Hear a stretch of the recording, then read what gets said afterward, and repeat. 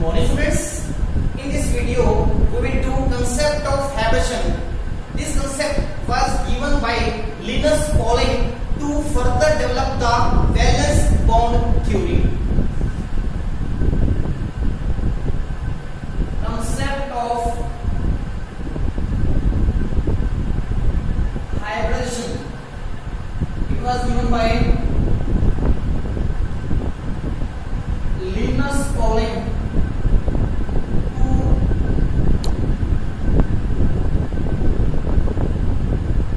further develop the valence bond theory.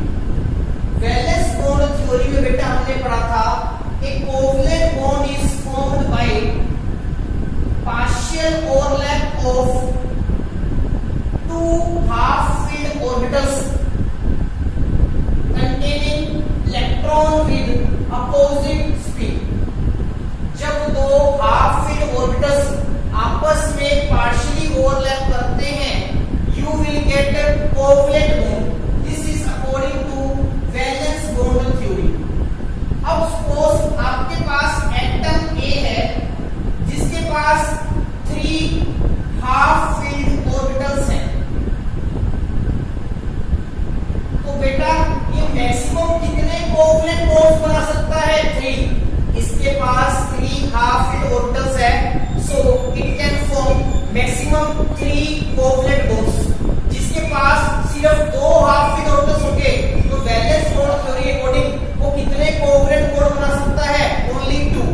तो वेपीटी के according हम कह सकते हैं कोवलेंसी।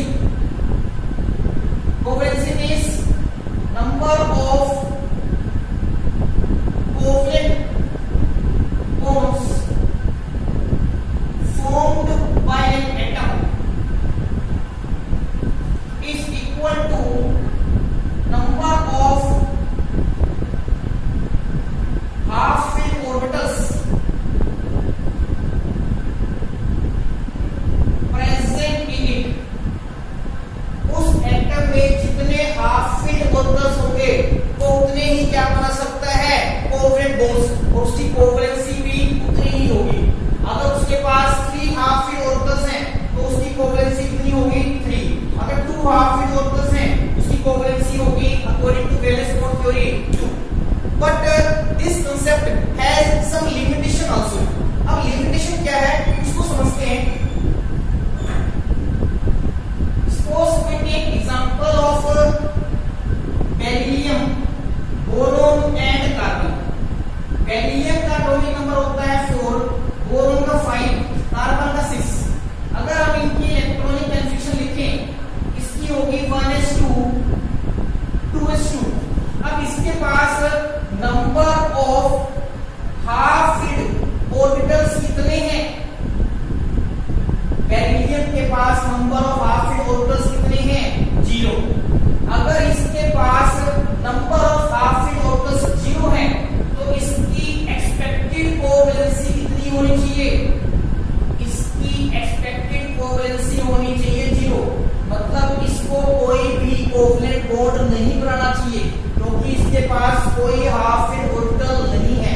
मगर आपको पता है इसकी एक्चुअल कोवैलेंसी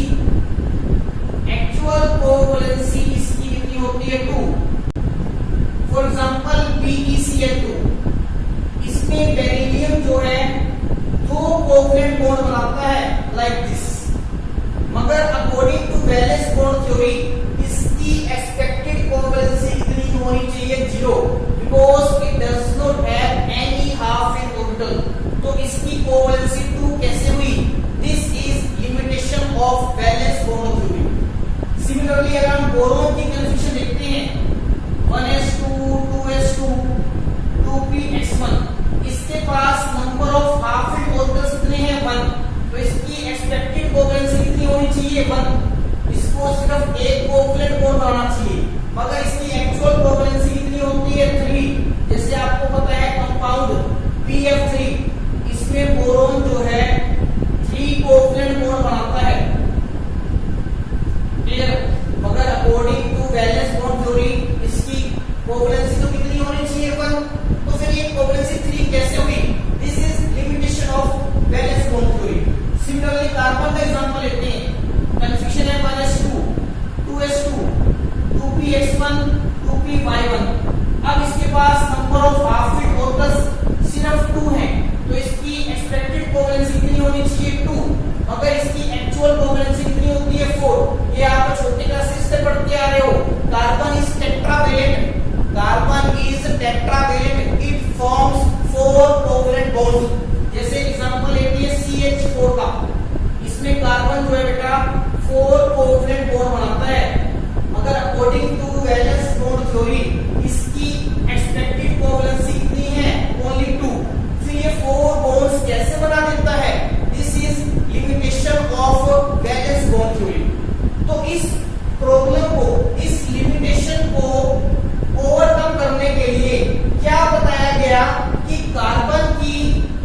ग्राउंड स्टेट में कन्फिग्रेशन होती है 1s2 2s2 2px1 2py1 और 2pz0।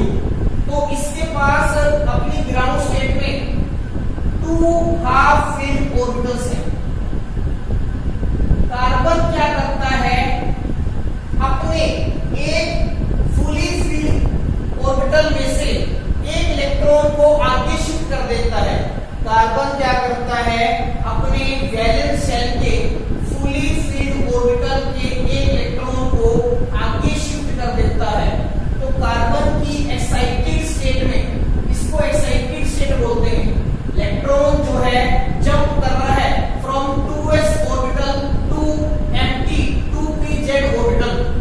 इस इलेक्ट्रॉन जंप से देखो बेटा क्या होगा, 2s में कितने इलेक्ट्रॉन्स रह जाएंगे, ओनली 1, और ये 2s का इलेक्ट्रॉन आगे जंप करके कहां चला जाएगा, 2pz ऑर्बिटल में। अब कार्बन के पास कितने हाफ फिल्ड ऑर्बिटल्स जनरेट हो गए हैं, 4। अब कार्बन जो है 4 ऑर्बिटल्स के साथ ओवरलैप करके 4 कोवलेंट बॉन्ड्स बना सकता है। क्लियर है। कार्बन की ग्राउंड स्टेट में तो सिर्फ 2 हाफ फिल्ड ऑर्बिटल्स हैं, क्योंकि कार्बन 4 बॉन्ड बनाता है, उसके पास 4 हाफ फिल्ड ऑर्बिटल्स होने जरूरी हैं। वो कैसे होते हैं, one of the electron from 2s orbital jumps to empty 2pz orbital, thereby generating 4 half filled orbitals. These 4 half filled orbitals makes the covalency of carbon is equal to 4. Similarly, boron में क्या होता है, एक electron आगे shift कर जाता है 2py में, इसके पास 3 half filled orbitals बन जाते हैं, that is why it can form 3 covalent bonds. इसी तरह बेरिलियम में 2s का इलेक्ट्रॉन बेटा एक आगे शिफ्ट हो जाता है, कितने हाफ फिल्ड ऑर्बिटल्स बनेंगे, 2, that is why beryllium can form 2 covalent bonds. ये अपनी एक्साइटेड स्टेट में अपने इलेक्ट्रॉन को आगे शिफ्ट कर देते हैं, फुली फिल्ड ऑर्बिटल के इलेक्ट्रॉन को आगे शिफ्ट कर देते हैं, जिसकी वजह से number of half filled orbitals ज्यादा हो जाते हैं, जिसकी वजह से उनकी एक्चुअल कोवलेंसी जनरेट होती है। कार्बन की 4, बोरोन की 3, बेरिलियम की 2। क्लियर है। तो वैलेंस बॉन्ड थ्योरी के इस लिमिटेशन को कैसे ओवरकम किया गया, by explaining the concept that one of the electron from fully filled orbital jumps to higher orbital, वो हायर ऑर्बिटल में जंप कर जाता है, इसकी वजह से number of half filled orbitals increase करते हैं। तो जो थ्योरेटिकल कोवलेंसी है उसको गलत कर दिया जाता है, एक्चुअल कोवलेंसी क्या हो जाती है, सही हो जाती है। क्लियर है। तो this is the reason for the actual covalency of beryllium, boron and carbon. अब ये जो इलेक्ट्रॉन की एक्साइटेशन है, इलेक्ट्रॉन की एक्साइटेशन है, इसमें बेटा एनर्जी रिक्वायर्ड होती है। अगर आप इलेक्ट्रॉन को 2s से 2pz में भेजेंगे, some amount of energy will be required है, ठीक है। वो एनर्जी बेटा आइसोलेटेड एटम में नहीं आ सकती। अगर एटम किसी और के साथ कंबाइन नहीं हो रहा तो वो अपने आप अपने इलेक्ट्रॉन को आगे शिफ्ट नहीं करेगा। इलेक्ट्रॉन की शिफ्टिंग तभी होगी when this carbon atom goes with combining with other atoms. जब ये कार्बन दूसरे एटम्स के साथ कंबाइन करने के लिए जाएगा तो आपको पता है जब भी बॉन्ड बनता है एनर्जी क्या होती है, रिलीज होती है। Eight the time of bond formation energy is released. उस रिलीज एनर्जी में से कुछ पार्ट लेके कार्बन अपने इलेक्ट्रॉन को आगे जंप करवाएगा। अगर कार्बन आइसोलेटेड है, फ्री है, तो उसके पास एनर्जी नहीं होगी इलेक्ट्रॉन को आगे शिफ्ट करने के लिए। जब कार्बन दूसरे एटम्स के साथ कंबाइन करने के लिए जाएगा, उनको अप्रोच करेगा, उस प्रोसेस में एनर्जी रिलीज होना स्टार्ट करेगी। इस रिलीज एनर्जी को वो यूज करके, इस रिलीज एनर्जी के सब पार्ट को यूज करके वो अपने इलेक्ट्रॉन को आगे शिफ्ट करवाएगा, thereby increasing the number of half filled orbitals। तो उसकी जो कोवलेंसी है बेटा, कोवलेंसी जो 4 है, उसको हम एक्सप्लेन कर सकते हैं due to the presence of 4 half filled orbitals. ये बेटा अब कार्बन की कोवलेंसी 4 होती है, इसको हमने एक्सप्लेन कर दिया बेटा कि इस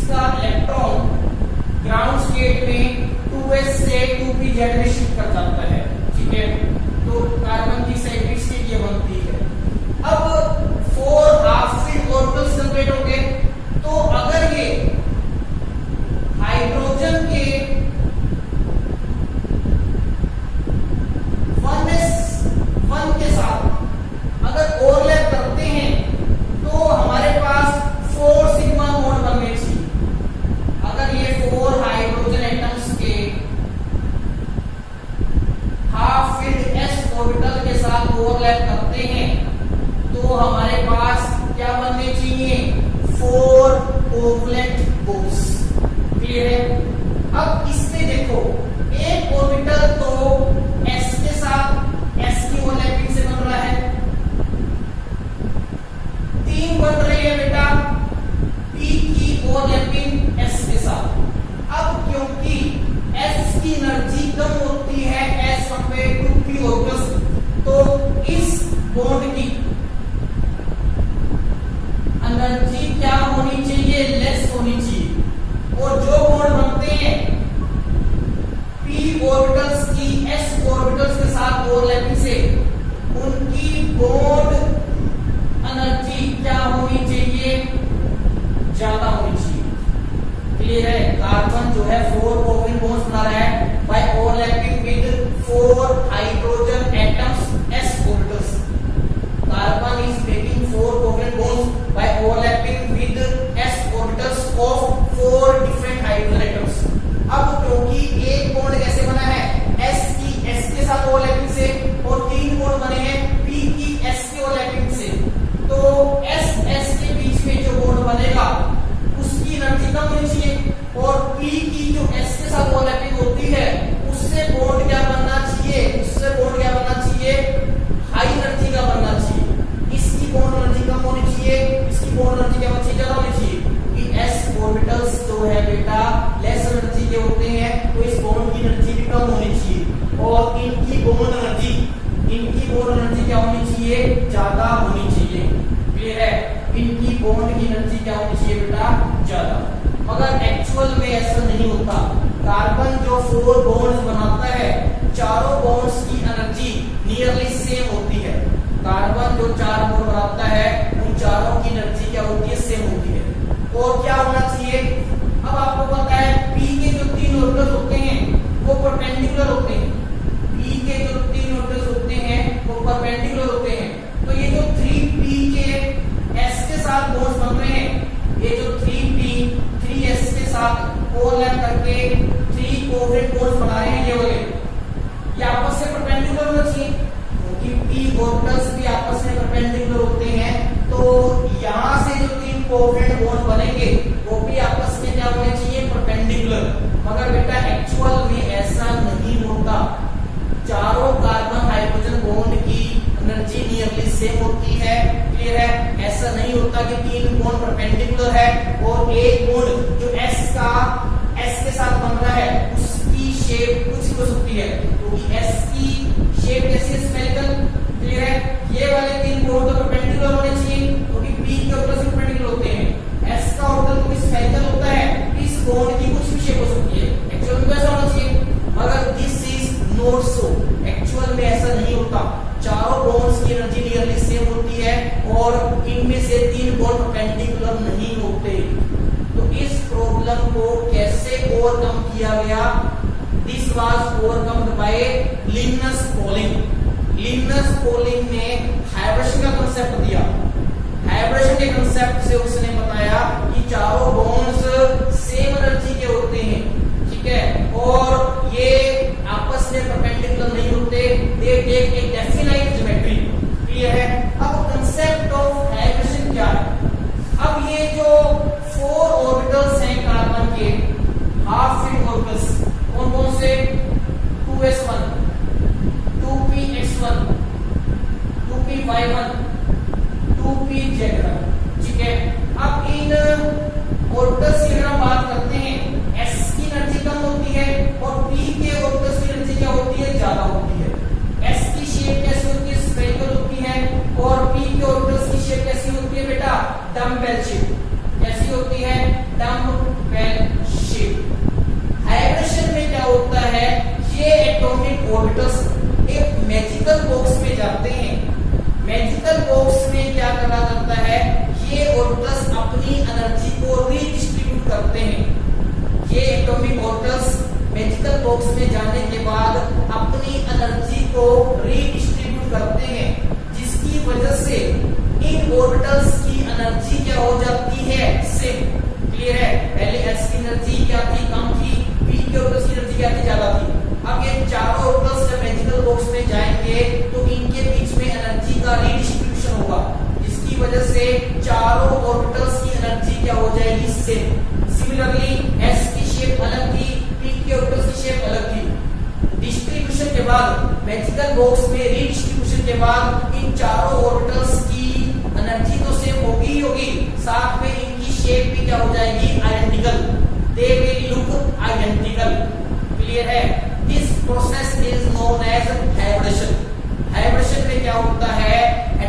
ऑर्बिटल्स जो है एक इमेजिनरी बॉक्स में जाते हैं। बॉक्स में जाने के बाद उनके एटॉमिक ऑर्बिटल्स की रीडिस्ट्रीब्यूशन होती है, जिसकी वजह से ऑर्बिटल्स की एनर्जी सेम हो जाती है, उनकी शेप क्या हो जाती है, identical. This complete process is known as hybridisation. Hybridisation is intermixing of atomic orbitals belonging to same atom. These orbitals should have slightly difference in energy. इनमें बहुत ज्यादा एनर्जी का गैप नहीं होना चाहिए, उनके बीच में स्लाइटली एनर्जी का डिफरेंस होना चाहिए। ऐसा नहीं है कि 2s का ऑर्बिटल जो है 3p के ऑर्बिटल्स के साथ मिक्स करके हाइब्रिडेशन करेगा, नहीं। ऐसे ऑर्बिटल्स हाइब्रिडेशन में पार्टिसिपेट करते हैं which have only slight difference in their energies, जैसे 2s 2p के बीच में स्लाइट डिफरेंस है, वही मैजिकल बॉक्स में जाके अपनी एनर्जी को रीडिस्ट्रीब्यूट कर सकते हैं। क्लियर है बेटा? तो hybridisation means intermixing of atomic orbitals. तो डिफाइन करते हैं, hybridisation is intermixing of atomic orbitals of same atom which have slightly different energies and different shapes. The result is that after redistribution of energies, all the orbitals get identical shapes and equal energies. Energies के redistribution के बाद उनकी shapes भी कैसी हो जाती है, identical. अब कोई s का नहीं है, कोई p का नहीं है, all becomes hybrid orbitals. Atomic orbitals बेटा मैजिकल बॉक्स में गए थे, एक s का 3p के एटॉमिक ऑर्बिटल्स गए थे मैजिकल बॉक्स में। मैजिकल बॉक्स में उनकी रीडिस्ट्रीब्यूशन हुई एनर्जी की, उसकी वजह से हाइब्रिड ऑर्बिटल्स जनरेट हुए। हाइब्रिड ऑर्बिटल्स क्या हुए, जनरेट। अगर 4 एटॉमिक ऑर्बिटल्स बॉक्स में जाएंगे तो हाइब्रिड ऑर्बिटल्स की कितने जनरेट होंगे, 4। All the 4 hybrid orbital will have identical shape like this.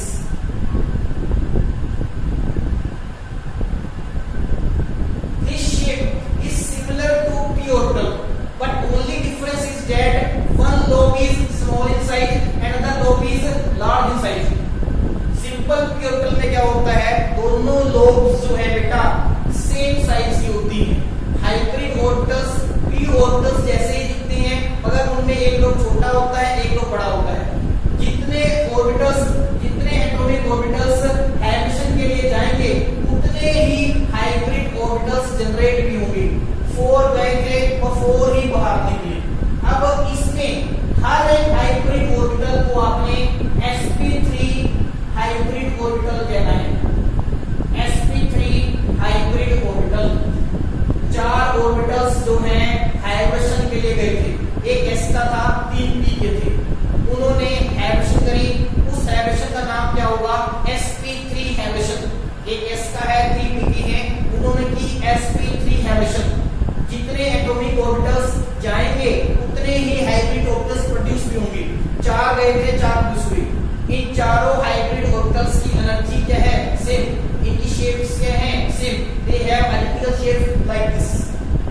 Each hybrid orbital is known as sp3 hybrid orbital because they undergoes sp3 hybridization. उन्होंने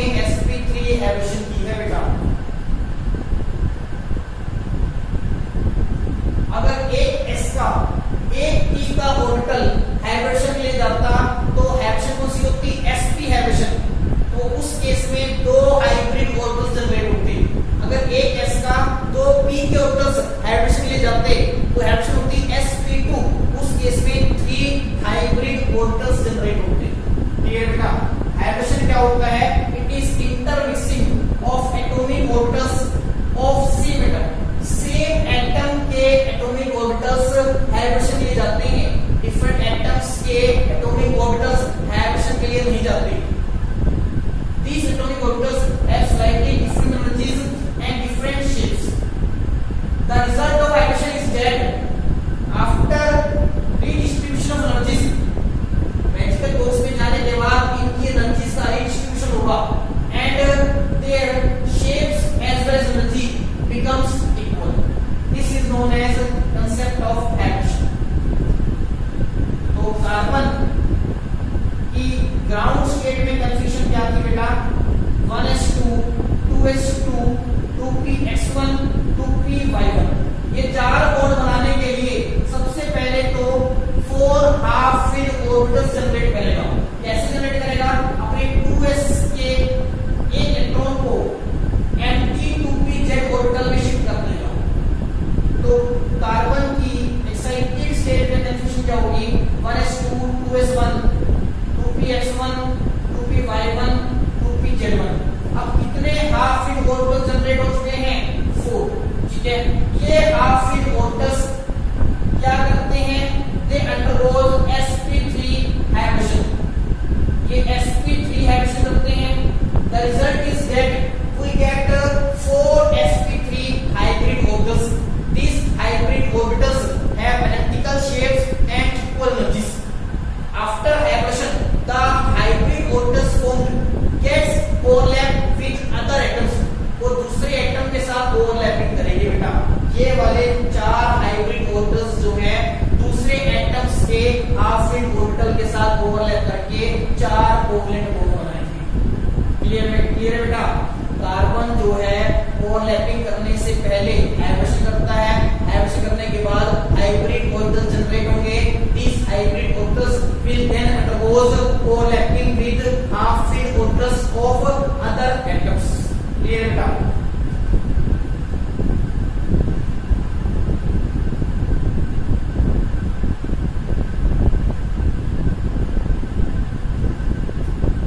अब पढ़ते हैं बेटा टाइप ऑफ हाइब्रिडेशंस। पहली है sp हाइब्रिडेशन। sp हाइब्रिडेशन कब होगी? जब एक s का एटॉमिक ऑर्बिटल एक p का एटॉमिक ऑर्बिटल आपस में हाइब्रिडेशन करने के लिए जाएंगे। Then we will have sp hybridisation. ठीक है, s ऑर्बिटल की शेप कैसी होती है बेटा? स्फेरिकल। p की कैसी होती है? डम्ब। जब ये sp हाइब्रिडेशन करेंगे तो उसके बाद दो हाइब्रिड ऑर्बिटल जनरेट होंगे। दो एटॉमिक ऑर्बिटल्स कंबाइन कर रहे थे, दो हाइब्रिड ऑर्बिटल्स जनरेट होंगे and they will have identical shape like this. Each hybrid orbital is known as sp hybrid orbital. Each hybrid orbital formed is known as sp hybrid orbital. ठीक है, ये क्या थे बेटे? Atomic orbitals. Atomic orbitals after hybridization किसमें convert हो जाते हैं? हाइब्रिड ऑर्बिटल्स में। हाइब्रिडेशन के बाद दोनों की एनर्जी सेम हो जाएगी, दोनों की शेप्स क्या होगी? सेम। दोनों की एनर्जी क्या होगी? सेम। क्लियर है? इसका एग्जांपल है बेटा बेरिलियम क्लोराइड। आगे हम एग्जांपल्स को एक्सप्लेन करेंगे। Beryllium chloride. और जब भी sp हाइब्रिडेशन होगी तो ये जो हाइब्रिड ऑर्बिटल्स जनरेट होंगे वो अपने आप बेटा लीनियर ज्योमेट्री एक्वायर कर लेंगे। Linear geometry. ये जो दो हाफ फिल ऑर्बिटल्स हैं they will acquire linear geometry. ये लीनियर ज्योमेट्री एक्वायर कर लेंगे। ठीक है, इनके बीच में एंगल होगा 180 डिग्री का। दो हाफ फिल ऑर्बिटल्स रहेंगे। ये है बड़े वाला लोब और ये है उसका छोटा लोब, ये है दूसरे हाइब्रिड ऑर्बिटल का बड़ा लोब, ये उसका छोटा लोब। जब भी sp हाइब्रिडेशन होगी, जो दो हाफ फील्ड हाइब्रिड ऑर्बिटल्स बनेंगे, दो हाफ फील्ड हाइब्रिड ऑर्बिटल्स बनेंगे, वो अपने आप लीनियर ज्योमेट्री लेंगे बेटा। क्लियर है? sp हाइब्रिडेशन किसमें होती है? PeCl2 में, PeCl2। पहला एग्जांपल क्लियर हो गया। हम पढ़ रहे हैं type of hybridization. First is sp hybridization. sp hybridization कब होगी? जब एक s का एटॉमिक ऑर्बिटल एक t का एटॉमिक ऑर्बिटल आपस में हाइब्रिडेशन करने के लिए जाएंगे। They will undergo sp hybridization. इनमें sp हाइब्रिडेशन होगी और sp हाइब्रिडेशन करने के बाद दो हाइब्रिड ऑर्बिटल जनरेट होंगे, जिनको आप sp हाइब्रिड ऑर्बिटल्स बोलोगे। These sp hybrid orbitals will arrange themselves in such a way that they will take linear geometry with angle of 180 degree like this. Example of molecule having such hybridization is PeCl2.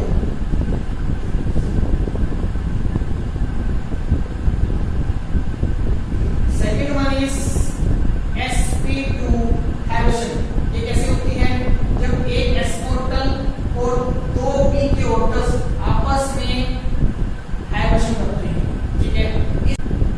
These hybrid orbitals arrange themselves in triangular planar geometry like this.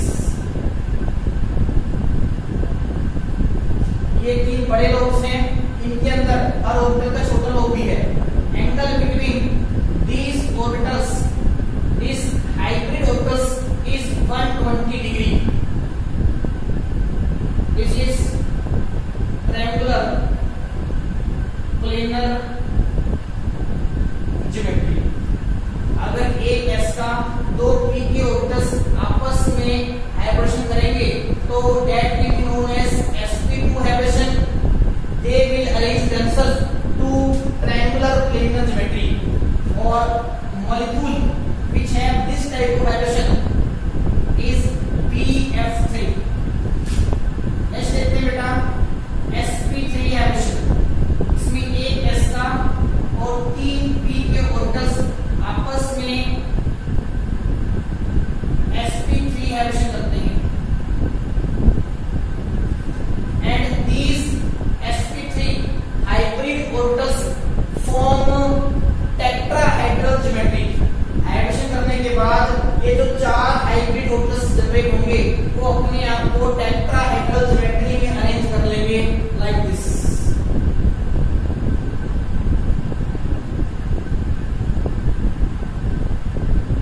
ये बेटा angle होगा 109 degree 28 minutes and molecule having such type of hybridization is CH4।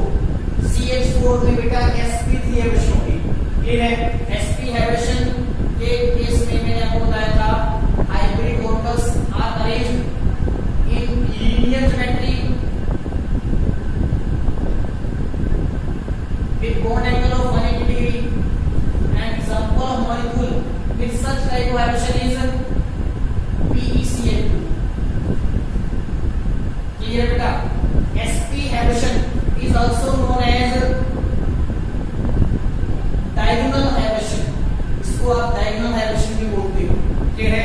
These three are important types of hybridization। ठीक है? तीन तरह की hybridization हमारे पास और होती है बेटा। Fourth one is sp3 hybridization। ये कैसे बनती है? जब एक s का तीन p के और एक d का ऑर्बिटल आपस में हाइब्रिडेशन करने के लिए जाते हैं। इस केस में जो ज्योमेट्री एक्वायर करते हैं hybrid orbitals, that is known as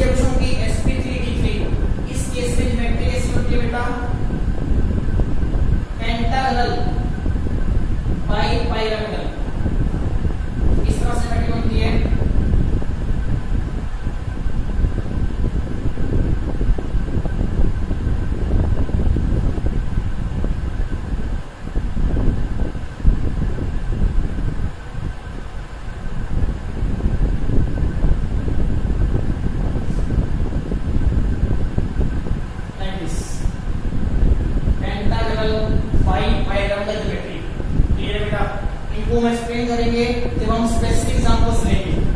molecule having sp3d2 hybridization is SF6। इसकी बेटा ऑक्टाहेड्रल ज्योमेट्री होती है। sp3d2 क्या होती है इसमें हाइब्रिडेशन, ठीक है। और IF7 is an example of molecule with sp3d3 hybridization. इसमें sp3d3 हाइब्रिडेशन होगी और पेंटागोनल बाइपिरामिडल ज्योमेट्री होगी, क्लियर है।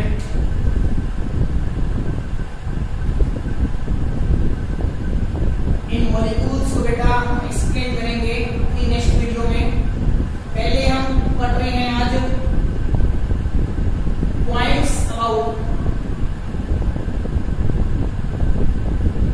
Hybridisation, important points about hybridization. First is hybridization does not take place in a isolated atom, but it always takes place at the time of bond formation. Carbon जब isolated form में है तो वो hybridisation नहीं कर सकता। जब carbon दूसरे एटम्स को अप्रोच करेगा उसी केस में बेटा हाइब्रिडेशन हो सकती है कार्बन की। तो पहला पॉइंट मैंने क्या बताया, आप लिख लें। Hybridization does not take place in isolated atom, but it always takes place at the time of bond formation. bond formation के टाइम पे ही हाइब्रिडेशन हो सकती है। आइसोलेटेड एटम के केस में, आइसोलेटेड मींस जब एटम किसी और के साथ कंबाइन नहीं करने के लिए जा रहा, उस केस में हाइब्रिडेशन नहीं होगी। सेकंड पॉइंट क्या है, ऐसा जरूरी नहीं है कि सिर्फ हाफ फिल्ड ऑर्बिटल्स ही हाइब्रिडेशन में पार्टिसिपेट कर सकते हैं, क्लियर है। एम्प्टी ऑर्बिटल्स और फुली फिल्ड ऑर्बिटल्स भी हाइब्रिडेशन में पार्टिसिपेट कर सकते हैं। और यहाँ तक कि ये भी जरूरी नहीं है कि अगर एक एटम के पास 3 हाफ फिल्ड ऑर्बिटल्स हैं तो 3 के 3 ही हाइब्रिडेशन में इन्वॉल्व होंगे। ऐसा भी हो सकता है 2 हाफ फिल्ड ऑर्बिटल्स हाइब्रिडेशन में इन्वॉल्व हो और एक ना होना चाहिए, क्लियर है।